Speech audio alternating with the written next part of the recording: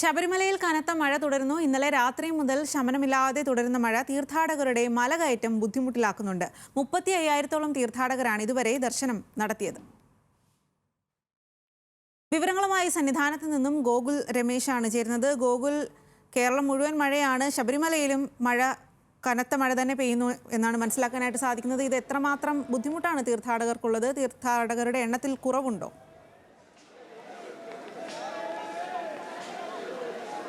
സ്വാതി, ഇന്നലെ രാത്രി മുതൽ തന്നെ സന്നിധാനത്ത് വലിയ മഴ തുടരുകയാണ്. ഒപ്പം ഇന്ന് രാവിലെയും ഒക്കെ തന്നെ മഴ തുടർന്നുകൊണ്ടേയിരിക്കുകയാണ്. ഇന്നിപ്പോൾ മഴയ്ക്ക് നേരിയ ശമനമുണ്ട്.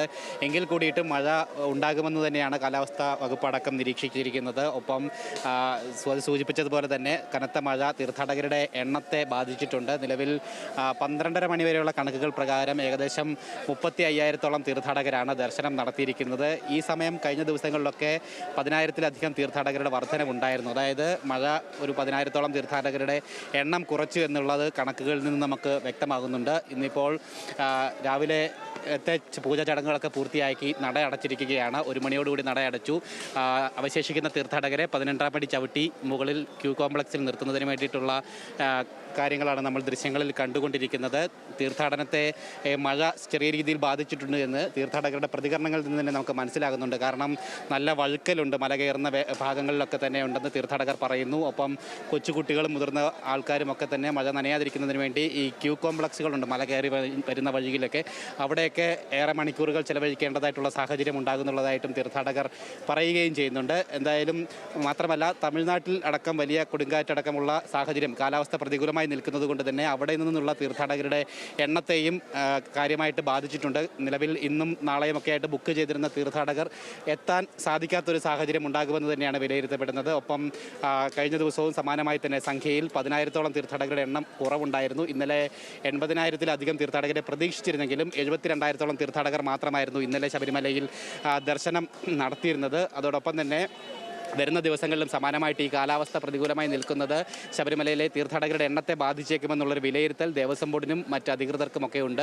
രാവിലെ ദേവസ്വം ബോർഡ് പ്രസിഡന്റും ഒപ്പം സന്നിധാനത്തെ പോലീസിൻ്റെ ഏകോപന ചുമതലയുള്ള ADGP S. ശ്രീജിത്തും ഒക്കെ മാധ്യമങ്ങളോട് പ്രതികരിച്ചിട്ടുണ്ടായിരുന്നു. അതായത് ഈ കാലാവസ്ഥ ഇങ്ങനെ നിൽക്കുന്നത് കൊണ്ട് തന്നെ തീർത്ഥാടകർ അന്യസംസ്ഥാനത്ത് നിന്ന് എത്തുന്നത് കുറയും. പക്ഷെ അവർക്ക് വരുന്ന ദിവസങ്ങളിൽ ശബരിമലയിൽ ദർശനം നടത്താനായിട്ട് അവസരമുണ്ടാകും. പക്ഷെ അവർ കൂട്ടത്തോടെ എത്താൻ ശ്രമിക്കരുത്, അല്ലെങ്കിൽ ഒന്നോ രണ്ടോ ദിവസം ഇടവിട്ട് തീർത്ഥാടകർ ശബരിമലയിലേക്ക് എത്താനായിട്ട് ശ്രമിക്കണം. അത് ഇവിടുത്തെ തിരക്ക് നിയന്ത്രിക്കുന്നതിൻ്റെ ഭാഗമായിട്ടാണ് അത്തരത്തിലൊരു തീരുമാനമെന്നും അറിയിച്ചിട്ടുണ്ട്. ഒപ്പം ശബരിമലയിലെ വിർച്വൽ ക്യൂ സംബന്ധിച്ചിട്ടുള്ള പുതിയ തീരുമാനം ദേവസ്വം ബോർഡ് പറഞ്ഞിരിക്കുന്നത്, നിലവിൽ പോലീസും ദേവസ്വം ബോർഡും ഈ വിഷയത്തിൽ ആലോചനകൾ നടത്തിയിട്ടുണ്ടായിരുന്നു. 70,000 തീർത്ഥാടകരാണ് എത്തുന്നത്.